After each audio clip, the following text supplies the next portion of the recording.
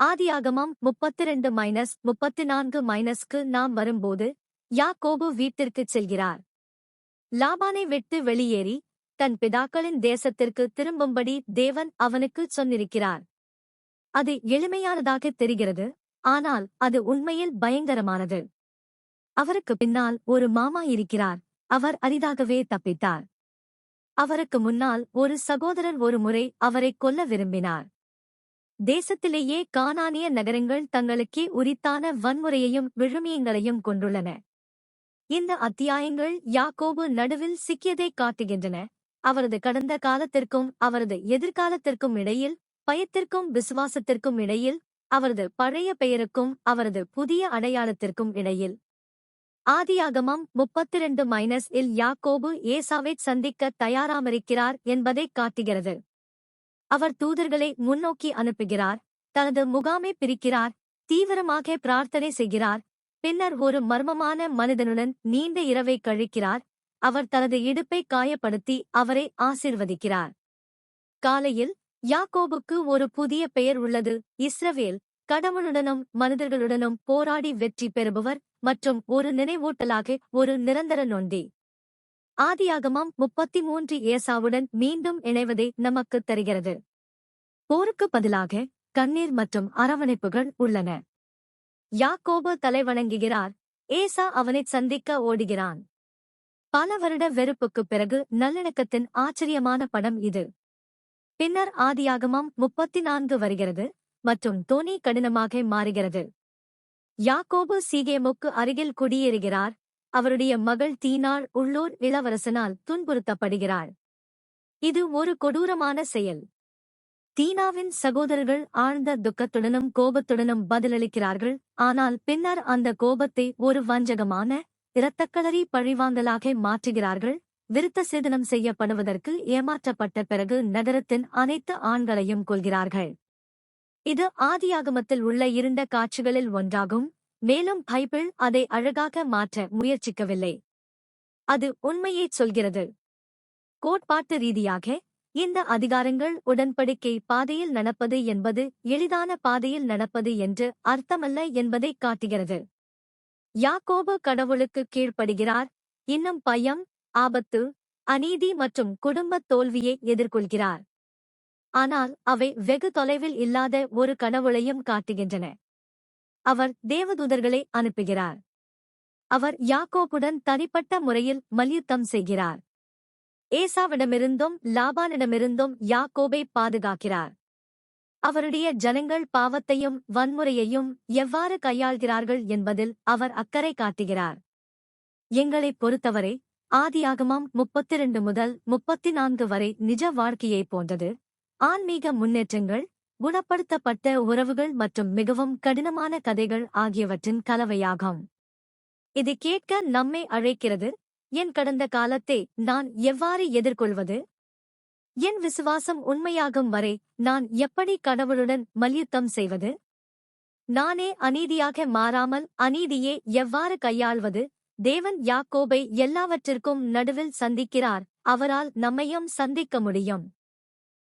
யாக்கோபு வீட்டிற்குச் செல்லும்போது ஆதியாகமம் 32-இல் அவர் பார்க்கும் முதல் விஷயம் கடவுளின் தேவதூதர்கள். அந்த இடத்திற்கு மகனாயிம் என்று 2 முகாம்கள் என்று பெயரிடுகிறார், ஏனென்றால் பூமியிலுள்ள தம்முடைய பாளையம் தன்னைச் சுற்றியுள்ள கடவுளுடைய முகாமுக்கு இணையாக இருப்பதை அவர் உணர்கிறார். அது ஆறுதலாக இருக்க வேண்டும், ஆனால் பயம் விரைவாக திரும்புகிறது. யாக்கோபு ஏசாவிடம் மரியாதைக்குரிய செய்தியுடன் தூதர்களை அனுப்புகிறார். அவர் ஏசாவை என் ஆண்டவராக அழைக்கிறார், தன்னை உம்முடைய ஊழியர் என்று அழைக்கிறார். மேலும் அவர் லாபானுடன் இருந்ததாகவும் இப்போது மந்தைகளுடனும் குடும்பத்துடனும் திரும்பி வருவதாகவும் விளக்குகிறார். 400 பேருடன் ஏசா அவரைச் சந்திக்க வருகிறார் என்று தூதர்கள் ஒரு உரைய வைக்கும் செய்தியுடன் திரும்பி வருகிறார்கள். அது ஒரு வரவேற்பு விருந்து போல் தெரியவில்லை, இது ஒரு இராணுவம் போல் தெரிகிறது.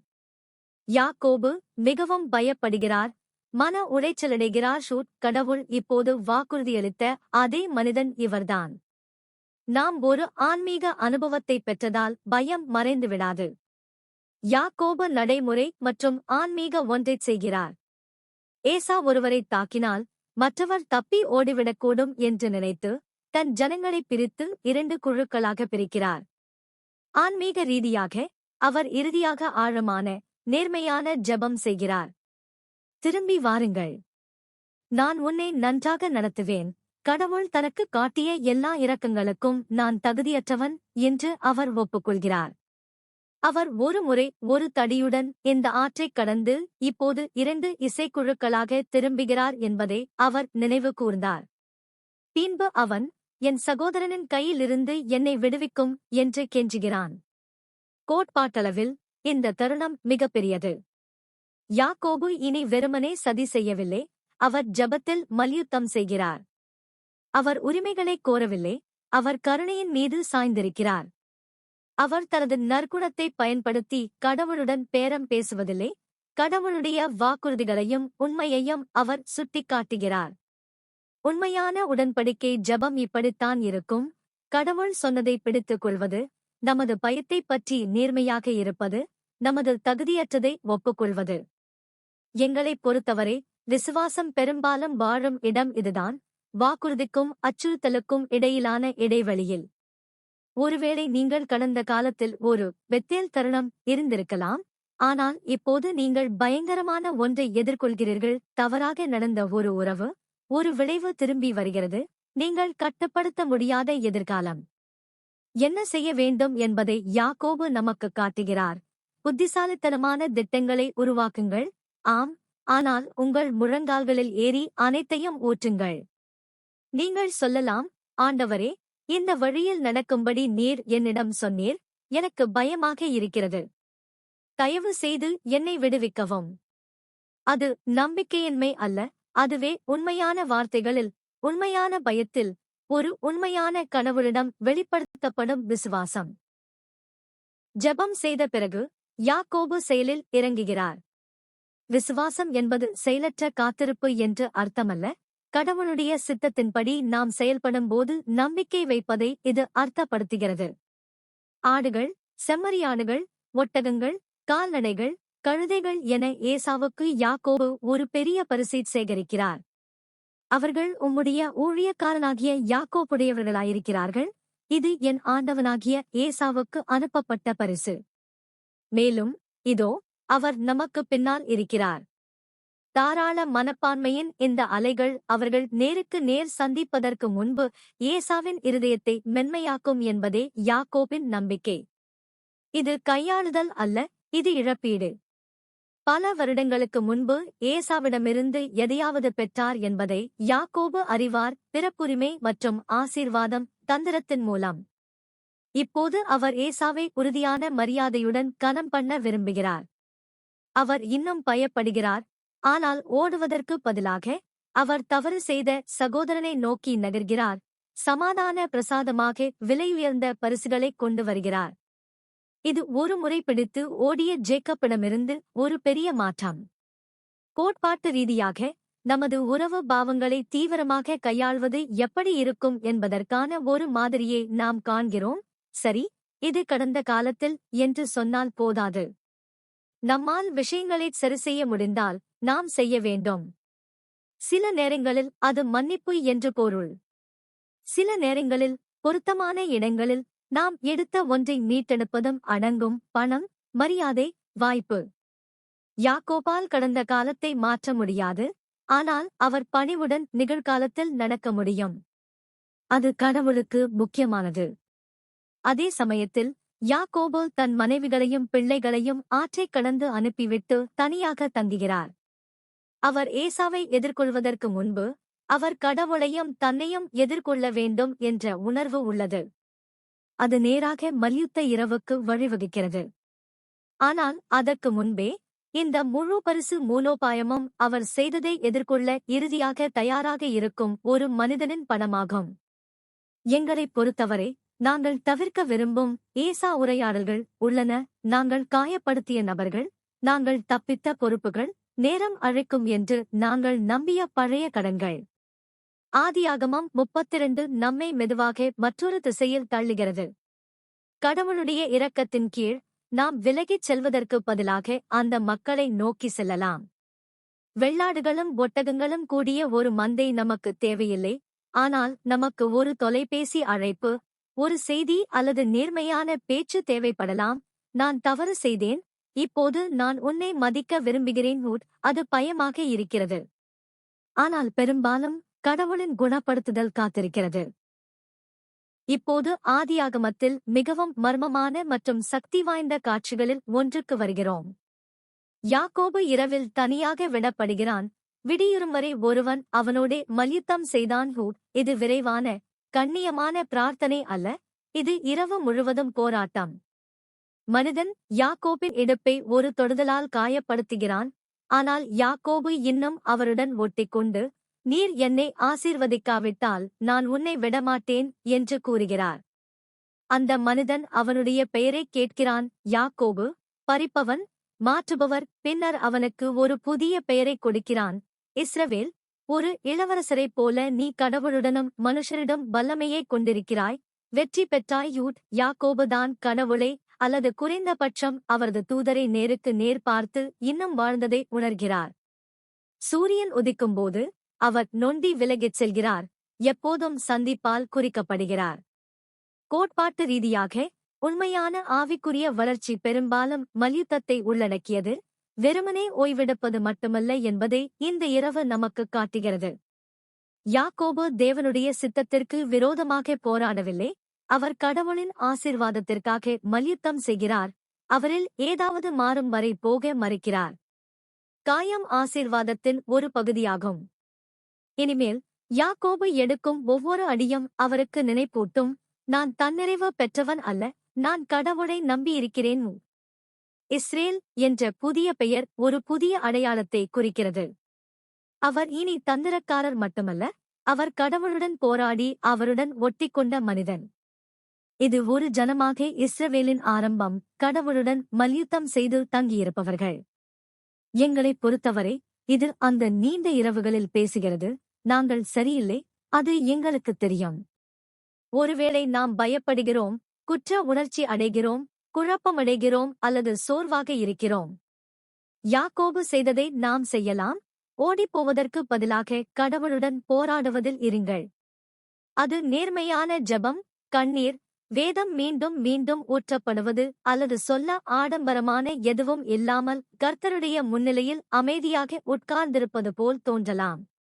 புள்ளி சரியான வார்த்தைகள் அல்ல, அவரை விட்டுவிட மறுப்பதே விஷயம். நாமும் அந்த அனுபவங்களிலிருந்து ஒரு நொண்டி உடன் விலகிச் செல்லலாம். நாம் பலவீனமாக இருக்கிறோம், அவர் வலிமையானவர் என்பதை சில நினைவூட்டுகிறார்கள். அது ஒருவடு நினைவகம் அல்லது கருணையை வாழ்நாள் முழுவதும் சார்ந்திருப்பதாக இருக்கலாம். வலிமை மற்றும் தன்னம்பிக்கையை வணங்கும் உலகில் கடவுள் சில நேரங்களில் நமது தன்னம்பிக்கையை உடைப்பதன் மூலம் நம்மை ஆசீர்வதிக்கிறார். நீங்கள் வாழ்க்கையில் நொண்டி நொண்டி இருப்பதாக உணர்ந்தால் ஆதியாகமம் 32 அது ஒரு சாபமாக இருக்காது என்று கூறுகிறது. இது கடவுளுடன் மல்யுத்தம் செய்து அவருடன் ஒட்டிக்கொண்டு வெளியே வந்த ஒருவரின் அடையாளமாக இருக்கலாம். மல்யுத்தம் நடந்த இரவுக்குப் பிறகு யாக்கோபு ஏசாவைச் சந்திக்க நொண்டி வருகிறான். தன் சகோதரன் 400 பேருடன் வருவதைப் பார்த்து தன் குடும்பத்தாரை கூட்டமாக ஒழுங்குபடுத்தி லேயாளையும் அவளுடைய பிள்ளைகளையும் பின்பு ராகேலையும் யோசேப்பையும் வேலைக்காரர்களுக்கு பின்னால் நிறுத்துகிறான். ஆனால் யாக்கோபில் ஏதோ மாற்றம் ஏற்பட்டுள்ளது. பின்புறத்தில் நிற்பதற்கு பதிலாக அவர்களுக்கு முன்னால் போய் ஏசாவை நெருங்கும்போது 7 தடவை தரையில் குனிந்து வணங்குகிறார். ஒரு காலத்தில் ஓடிப்போன மனிதன் இப்போது ஒரு தலைவராக முன்னேறி பகிரங்கமாக தன்னை தாழ்த்திக் கொள்கிறான். அப்பொழுது ஆச்சரியம், ஏசா அவனைச் சந்திக்க ஓடி அவனைத் தழுவிக் கொள்கிறான். அவன் கழுத்தில் விழுந்து அவர்கள் ஒன்றாக அழுகிறார்கள். பயத்தால் அடர்த்தியாக இருந்த காற்று கண்ணீரால் அடர்த்தியாக மாறுகிறது. பைபிள் இங்கே நீண்ட பேச்சைக் கொடுக்கவில்லை, நல்லிணக்கத்தின் இந்த சரீர சித்திரம் மட்டுமே. ஏசா பெண்களையும் பிள்ளைகளையும் பார்த்து அவர்கள் யார் என்று கேட்கிறான். யாக்கோபு, தேவன் உமது ஊழியக்காரனுக்கு கொடுத்த பிள்ளைகள் என்று பதிலளிக்கிறார். யாக்கோபு ஏசாவை பரிசுகளை ஏற்றுக்கொள்ளுமாறு வற்புறுத்துகிறார். நான் தேவனுடைய முகத்தைக் கண்டது போல உன் முகத்தைக் கண்டேன், நீ என்னிடத்தில் பிரியமாயிருந்தாய் என்று சொல்கிறார். ஏசாவின் எதிர்பாராத இரக்கத்தில் யாக்கோபு கடவுளின் இரக்கத்தை உணர்கிறார். கோட்பாட்டளவில் இந்த காட்சி மன்னிப்பு மற்றும் கருணை பற்றியது. ஏசாவுக்கு வெறுப்பு ஏற்படுவதற்கு எல்லா காரணங்களும் இருந்தன. யாக்கோபு அவனுக்கு உண்மையிலேயே அநீதி இழைத்தான். ஆனால் பல வருடங்களாக கடவுள் ஏசாவிலும் வேலை செய்திருக்கிறார். இந்த வசனம் ஏசாவின் உள் பயணத்தை நமக்கு கொடுக்கவில்லை, ஆனால் அதன் பலனைக் காண்கிறோம். ஒரு காலத்தில் திருடப்பட்ட ஆசீர்வாதத்தின் எதிர்பக்கங்களில் நின்ற ஈசாக்கின் 2 மகன்களும் இப்போது கண்ணீருடன் ஒன்றாக நிற்கிறார்கள். தேவன் நம்மில் வேலை செய்யும்போது மற்றவர்களின் இருதயங்களில் வேலை செய்ய முடியும் என்பதை இது நமக்கு நினைவூட்டுகிறது. யாக்கோபு இரவு முழுவதும் தேவனோடு மல்யுத்தம் செய்தான்.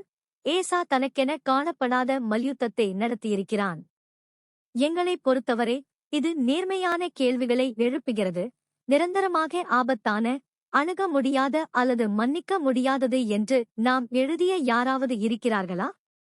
நம்மை எழுதியவர் யாராவது இருக்கிறார்களா? அவர்களுடைய தேர்வுகளை நம்மால் கட்டுப்படுத்த முடியாது. ஆனால் நாம் யாக்கோபைப் போல இருக்க முடியும். மனத்தாழ்மையுடன் அணுகலாம், மனந்திரும்ப தயாராக இருக்கிறோம், மற்றவர்களை மதிக்க தயாராக இருக்கிறோம். நாமும் ஏசாவைப் போல இருக்கலாம். கடவுள் நமக்கு வாய்ப்பளிக்கும்போது பழைய கசப்புணர்வை விட்டுவிட தேர்ந்தெடுத்துவிடலாம். ஒவ்வொரு கதையும் ஒரு கட்டிப்பிடிப்புடன் முடிவடையாது. ஆனால் ஆதியாகமம் 33 சில நேரங்களில் நாம் நினைப்பதை விட நல்லிணக்கம் சாத்தியம் என்பதை நமக்கு நினைவூட்டுகிறது. குறிப்பாக கடவுள் இரு பக்கங்களிலும் பின்னணியில் வேலை செய்யும்போது. உணர்ச்சிபூர்வமான மறு சந்திப்புக்குப் பிறகு அவர்கள் ஒன்றாக பயணம் செய்ய ஏசா பரிந்துரைக்கிறார். தன்னுடைய பிள்ளைகளும் மந்தைகளும் மெதுவாக நடமாடுவதை யாக்கோபு மெதுவாக மறைக்கிறார். ஏசா தன் ஆட்களில் சிலரை விட்டுப் போக முன்வருகிறான். யாக்கோபு மறுபடியும் மறைக்கிறார். அவர்கள் சமாதானமாக பிரிந்து செல்கிறார்கள். ஏசா சேயீருக்கு திரும்பிச் செல்கிறார். யாக்கோபு தன் சொந்த வேகத்தில் நகர்கிறார். மேற்பரப்பில் எல்லாம் நன்றாக இருக்கிறது. பின்பு யாக்கோபு சுக்கோத்தில் கொஞ்ச காலம் குடியேறுகிறார். பின்பு சீகேமுக்கு அருகிலுள்ள ஒரு வயலுக்குச் சென்று நிலத்தை வாங்கி தம்முடைய கூடாரத்தை அமைத்து ஒரு பலிபீடத்தைக் கட்டுகிறார். அதை எலலோகேஸ்ரவேல், இஸ்ரவேலின் கடவுளாகிய கடவுள் என்று அழைக்கிறார். ஒருபுறம் அது ஒரு அழகான செயல். யாக்கோபு இப்போது இஸ்ரவேல் தன்னை இவ்வளவு தூரம் கொண்டு வந்த கடவுளை பகிரங்கமாக வணங்குகிறார். ஆனால் நாம் பெரிதாக்கினால் ஒரு நுட்பமான சிக்கல் உள்ளது. யாக்கோபு முன்பு சந்தித்த இடமான பெத்தேலுக்கு கடவுள் அவரை திரும்ப அழைத்தார். அதற்குப் பதிலாக யாக்கோபு சிறிது நேரம் நின்று கானானிய நகரத்தின் அருகே குடியேறுகிறார். அவர் தேசத்தில் இருக்கிறார், ஆனால் கடவுள் அவரை சொன்ன இடத்தில் இல்லை. அவர் நெருக்கமாக இருக்கிறார், ஆனால் இன்னும் முழுமையாக கீழ்ப்படிந்ததில்லை. அந்த சிறிய சமரசம் அடுத்த அத்தியாயத்தில் பெரிய விளைவுகளை ஏற்படுத்தும். சீகேமுக்கு அருகில் வாழ்வது என்பது அவர்களுடைய மதிப்புகளுக்கும், அவர்களுடைய வாலிபர்களுக்கும், அவர்களுடைய அதிகாரத்துக்கும், அவர்களுடைய ஆபத்துகளுக்கும் அருகில் வாழ்வதை குறிக்கிறது. கோட்பாட்டளவில் இது பகுதி கீழ்ப்படுதல் பற்றிய அமைதியான எச்சரிக்கையாகும். யாக்கோபு வெளிப்படையான கிளர்ச்சியில் இல்லை. அவர் எகிப்துக்கு ஓடவில்லை. அவர்தான் கடவுள் அவரை அழைத்த இடத்திற்குப் பதிலாக வசதியாகவும் பாதுகாப்பாகவும் உணரும் இடத்தில் நிறுத்துதல்.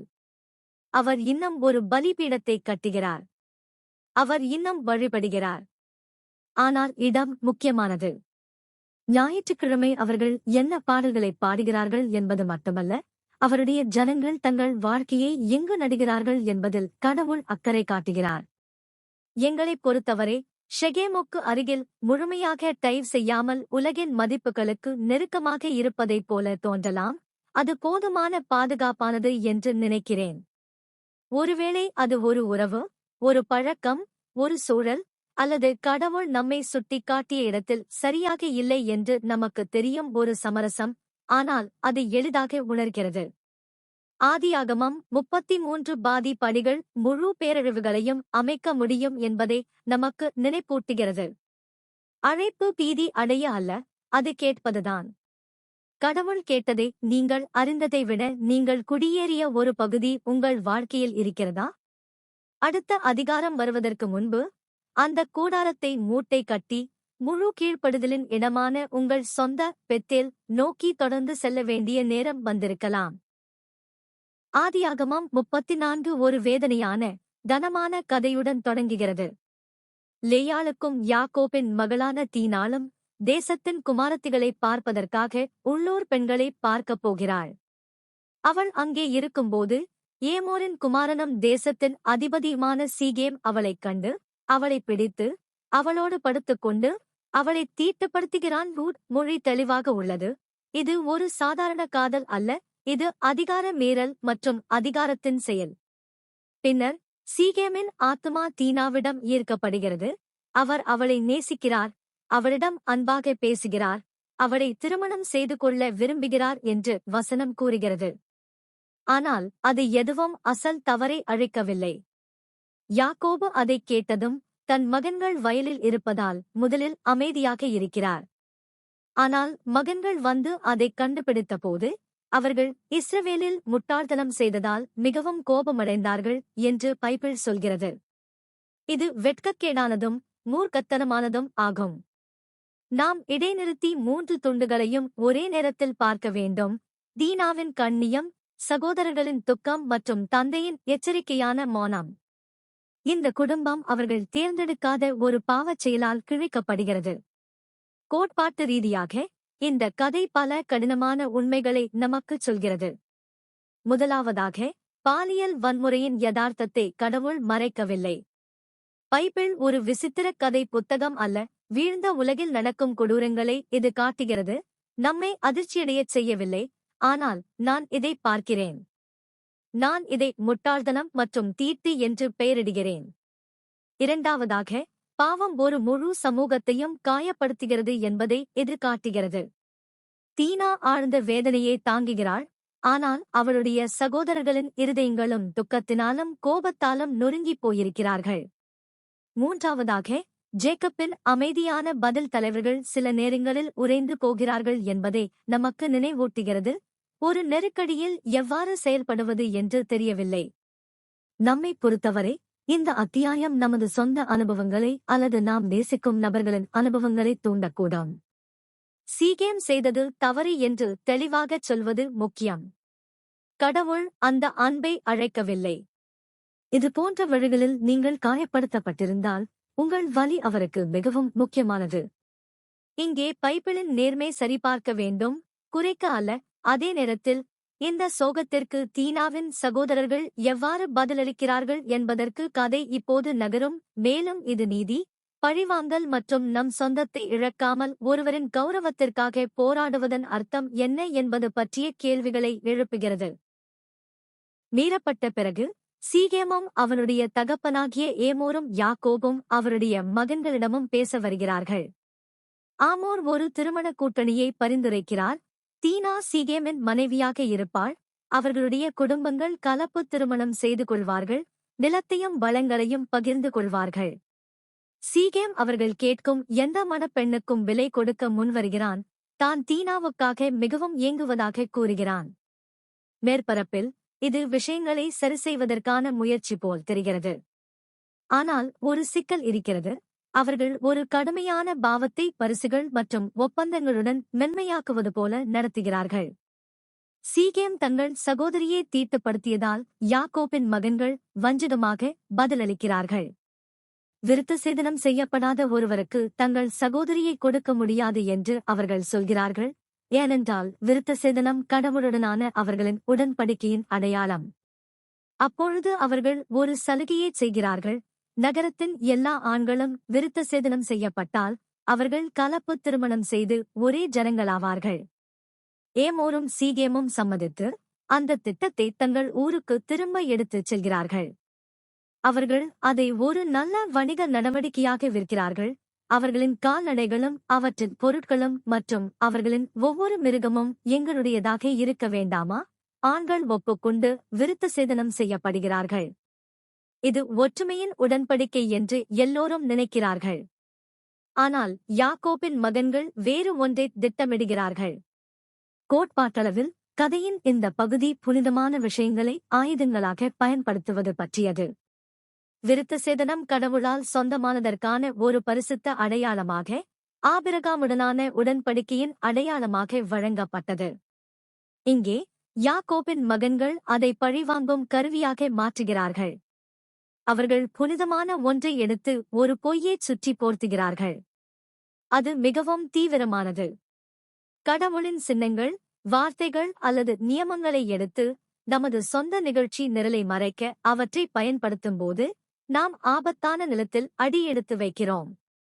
எங்களைப் பொறுத்தவரை நாம் ஏற்கனவே செய்ய விரும்புவதை நியாயப்படுத்த மதத்தை பயன்படுத்த வேண்டாம் என்ற எச்சரிக்கை இது. நாம் விருத்தசேதனத்தை கோராமல் இருக்கலாம், ஆனால் வேத மேற்கோள்கள், ஆன்மீக மொழி அல்லது தேவாலய கலாச்சாரம் ஆகியவற்றை பயன்படுத்தி நம் சொந்த கோபம் அல்லது பெருமையை தள்ளலாம். உண்மையில் அது கூட பெறுவது பற்றி இருக்கும்போது நாம் ஏதாவது ஒலிக்க முடியும். நீதியான ஆதியாகமம் 34 நம்மை கேட்கும்படி கட்டாயப்படுத்துகிறது. நான் தேவனுடைய விஷயங்களை தேவனுடைய வழியில் பயன்படுத்துகிறோனா, அல்லது என் திட்டத்தை ஆசீர்வதிக்க அவருடைய பெயரை கடன் வாங்குகிறேனா? சகோதரர்களின் காரணம் டினாவை பாதுகாப்பது உண்மையான உணர்ச்சி எடையை கொண்டுள்ளது என்பது அவர்களின் முறைகளை தானாகவே சரியாக செய்யாது. விருத்தசேதனம் முடிந்த 3ஆம் நாளில் பட்டணத்தைச் சேர்ந்த எல்லா மனுஷரும் வேதனைத்திலும் பலவீனத்திலும் இருக்கும்போது தீனாவின் முழு சகோதரர்களான சிமியோனும் லேவியும் தங்கள் வாளை எடுத்துக் கொள்கிறார்கள். அவர்கள் பத்திரமாக நகரத்தின் மீது வந்து ஏமோர் மற்றும் சீகேம் உட்பட எல்லா ஆண்களையும் கொன்றுவிடுகிறார்கள். அவர்கள் தீனானை சீகேமின் வீட்டிலிருந்து வெளியே அழைத்துச் சென்று விடுகிறார்கள். அப்பொழுது யாக்கோபின் மற்ற குமாரர் வந்து ஆடு மாடுகளையும் செல்வங்களையும் பெண்களையும் பிள்ளைகளையும் எடுத்துக்கொண்டு நகரத்தை கொள்ளையடிக்கிறார்கள். யாக்கோபு அமைதியான நிலத்தை வாங்கிய அமைதியான கிராமப்புறங்கள் பெருந்திரளான இரத்தக்களரியின் காட்சியாக மாறுகின்றன. தன் மகன்கள் செய்ததை கேள்விப்பட்ட யாக்கோபு வன்முறையைக் கண்டு மட்டுமல்ல, அதன் விளைவுகளைக் கண்டு திகிலடைகிறார். அவர் சிமியோனிடமும் லேவியிடமும், தேசத்தின் குடிகளுக்குள்ளே என்னை துர்நாற்றம் வீசும்படி என்னை தொந்தரவு செய்தீர்கள் என்று சொல்கிறார். சுற்றியிருந்த கானானியர்கள் ஒன்றுபட்டு தன் சிறு குடும்பத்தை அழித்து விடுவார்கள் என்று அவர் பயப்படுகிறார். சிமியோனும் லேவியும் ஒரு வரியை திருப்பித் தருகிறார்கள். அவர் ஒரு வேசியைப் போல எங்கள் சகோதரியை நடத்த வேண்டுமா? வேறு வார்த்தைகளில் கூறுவதானால் நாம் என்ன செய்ய வேண்டும்? அவர் அதிலிருந்து தப்பிக்கட்டும். அத்தியாயம் அங்கு முடிவடைகிறது. பதற்றம் தொங்குகிறது. நேர்த்தியான தீர்மானம் இல்லை. கோட்பாட்டு ரீதியாக இந்த கதை நீதியான கோபத்திற்கும் அநீதியான பழிவாங்கலுக்கும் இடையிலான வலிமிகுந்த பதற்றத்தில் அமர்ந்திருக்கிறது. தீனாவை பற்றிய சகோதரர்களின் துக்கமும் கோபமும் புரிந்து கொள்ளக்கூடியவை மற்றும் சரியானவை. அவளுக்கு நடந்ததை தேவன் தாமே முட்டாள்தனம் மற்றும் தீட்டு என்று அழைக்கிறார். ஆனால் அவர்களின் வழிமுறை வஞ்சகம், வெகுஜன படுகொலை மற்றும் கொள்ளை நீதிக்கு அப்பாற்பட்டது. ஆதியாகமம் 49-இல் பிற்பாடு யாக்கோபு இந்த நாளை நினைவுகூர்ந்து சிமியோன் மற்றும் லேவியின் கட்டுப்பாடற்ற கோபத்தின் மீது ஒரு கடினமான வார்த்தையை உச்சரிப்பார். அவர்களுடைய வலியை அல்லாஹ் புரிந்து கொண்டாலும் அவர்களுடைய வன்முறையை ஏற்றுக்கொள்வதில்லை. எங்களைப் பொறுத்தவரை இங்குதான் விஷயங்கள் மிகவும் நடைமுறைக்கு வருகின்றன. துஷ்பிரயோகம், துரோகம், ஒடுக்குமுறை போன்ற உண்மையான அநீதி நிறைந்த உலகில் நாம் வாழ்கிறோம். துக்கப்படுவது சரியானது. பாதிக்கப்படக்கூடியவர்களை பாதுகாப்பதிலும் நீதி தேடுவதிலும் அக்கறை காட்டுவது சரியானது. ஆனால் ஆதியாகமம் 34 நாம் வெறுக்கிறபடி ஆகஸ்ட் வேண்டாம் என்று எச்சரிக்கிறது. பொய், அழிக்கும் அல்லது மனிதாபிமானமற்ற விதத்தில் நீதியை நம் கைகளில் எடுக்கும்போது நாம் கடவுளின் குணாதிசயத்திலிருந்து வெளியேறுகிறோம். அத்தியாயம் ஒரு கேள்வியுடன் முடிவடைகிறது. ஒருவேளை அது வேண்டுமென்றே இருக்கலாம். அது நம்மை கேட்க வைக்கிறது. எனவே அவர்கள் என்ன செய்திருக்க வேண்டும்? பைபிள் இங்கே எளிதான பதிலை கொடுக்கவில்லை. அதற்கு பதிலாக பரிபூரணமாக நியாயந்தீர்க்கும் கடவுளை நோக்கி அது நம்மை இயக்குகிறது. அவர் நம்மை விட பாவத்தை வெறுக்கிறார், ஆனால் இரக்கத்தை கைவிட மறுக்கிறார். நம் வாழ்க்கையில், அதாவது நம் கோபத்தையும் நீதிக்கான நமது விருப்பத்தையும் அவரிடம் கொண்டு வருவது தலைமுறைகளாக நம் குடும்பங்களை வேட்டையாடும் உச்சநிலைகளுக்கு நம்மை இயக்க அனுமதிக்கக்கூடாது. ஆதியாகமம் 32 முதல் 34 வரை நாம் திரும்பி பார்க்கும்போது யாக்கோபின் கதையின் மிக உயர்ந்த மற்றும் தாழ்ந்த தருணங்களில் சில ஒருவருக்கொருவர் அருகருகே உட்கார்ந்திருப்பதைக் காண்கிறோம். ஒருபுறம் மகனாயிமில் தேவதூதர்கள் இருக்கிறார்கள். கடவுளோடு மல்யுத்தம் செய்த ஒரு இரவு. இஸ்ரவேலுக்கு ஒரு புதிய பெயர்.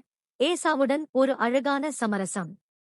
மறுபுறம் சீகேமுக்கு அருகில் பாதி கீழ்ப்படுதல், தீனாள் மீறுதல், விருத்தசேதனத்தை கொடூரமாக தவறாக பயன்படுத்துதல், கொடூரமான படுகொலை ஆகியவை நமக்கு உள்ளன. பைபிள் இவற்றை நேர்த்தியான, நல்ல மற்றும் கெட்ட புத்தகங்களாக பிரிக்கவில்லை. அது சொல்கிறது, இது தேவனுடைய மக்களின் உண்மையான வாழ்க்கை, மகிமை மற்றும் துக்கம், விசுவாசம் மற்றும் தோல்வி அனைத்தும் ஒன்றாக கலந்தவையு. கோட்பாட்டளவில் இந்த அத்தியாயங்கள் குறைந்தது 4 பெரிய விஷயங்களையாவது நமக்கு கற்பிக்கின்றன. முதலாவதாக, நம்முடைய பயத்தில் கடவுள் நம்மை சந்திக்கிறார் என்பதை அவை காட்டுகின்றன. யாக்கோபின் ஜெபமும் மல்யுத்தமும் கடவுளுடன் நேர்மையான, உடன்படிக்கை உரையாடலின் முன்மாதிரிகள். இரண்டாவதாக, கடவுள் உறவுகளை குணப்படுத்த முடியும் என்பதை அவை காட்டுகின்றன. ஏசாவின் அரவணைப்பு தகுதியற்ற இரக்கத்தின் ஒரு படம். மூன்றாவதாக, ஓரளவு கீழ்ப்படுதலை பற்றியும், சீகேமுக்கு அருகில் வாழ்வது நாம் சுமக்க விரும்பாத ஆபத்துகளுக்கு நம்மை எவ்வாறு வெளிப்படுத்துகிறது என்பதை பற்றியும் அவர்கள் எச்சரிக்கிறார்கள். நான்காவதாக, அவர்கள் பாவத்தின் யதார்த்தம் மற்றும் நீதியின் சிக்கலான தன்மையை நம்மை எதிர்கொள்கின்றனர், குறிப்பாக தீனா மற்றும் அவளுடைய சகோதரர்களின் கதையில். தேவன் பாதிக்கப்பட்டவரை பார்க்கிறார், ஆனால் அவர் வன்முறையான பழிவாங்கலையும் நியாயந்திருக்கிறார். எங்கள் நவீன பயன்பாட்டிற்கு ஆதியாகமம் 32 முதல் 34 வரை பல பகுதிகளில் இதய பரிசோதனை செய்ய நம்மை அழைக்கிறது என்று நான் நினைக்கிறேன். நாம் ஏதேனும் ஏசா உரையாடல்களிலிருந்து ஓடுகிறோமா அல்லது மனத்தாழ்மையுடன் நாம் காயப்படுத்திய ஒருவரை நோக்கி செல்ல வேண்டிய நேரம் இதுவா? நமது விசுவாசம் ஒரு பழக்கத்தை விட அதிகமாக மாறும் வரை, நாம் எவ்வாறு நடக்கிறோம் என்பதில் ஒரு அடையாளத்தை விட்டுச் செல்லும் வரை கடவுளுடன் மல்யுத்தம் செய்ய நாம் தயாராக இருக்கிறோமா? ஆன்மீக ரீதியில் ஆபத்தானது என்று நமக்கு தெரிந்த விஷயங்களுக்கு அருகில் வசதியாக வாழ்ந்து, ஏதோ ஒரு பகுதியில் நாம் முழு கீழ்ப்படுதல் இல்லாமல் இருக்கிறோமா? நாம் அநீதியை காணும்போது அல்லது அனுபவிக்கும்போது நாம் அந்த வேதனையை தேவனிடம் எடுத்துச் செல்கிறோமா? சிமியோன் மற்றும் லேவியின் வாளின் நமது சொந்த பதிப்பில் கோபம் நம்மை இயக்க அனுமதிப்பதற்கு பதிலாக ஞானத்தையும் உதவியையும் அவரிடம் கேட்கிறோமா? நல்ல செய்தி என்னவென்றால், யாக்கோபுடன் நடந்த அதே கடவுள் நம்முடன் நடக்கிறார். அவர் உடைந்த குடும்பங்களுடன் பொறுமையாக இருக்கிறார், கடினமான கதைகளைப் பற்றி நேர்மையானவர், இன்னும் நம்மை மறுபெயரிடவும் நம்மை மறுவடிவமைக்கவும் முன்னோக்கி அழைத்துச் செல்லவும் முடியும். நாம் அவரை அனுமதித்தால், அவர் நம்மை யாப்போக்கிலிருந்து நாம் மல்யுத்தம் மற்றும் நொண்டி பெத்தேலுக்கு அழைத்துச் செல்லலாம்.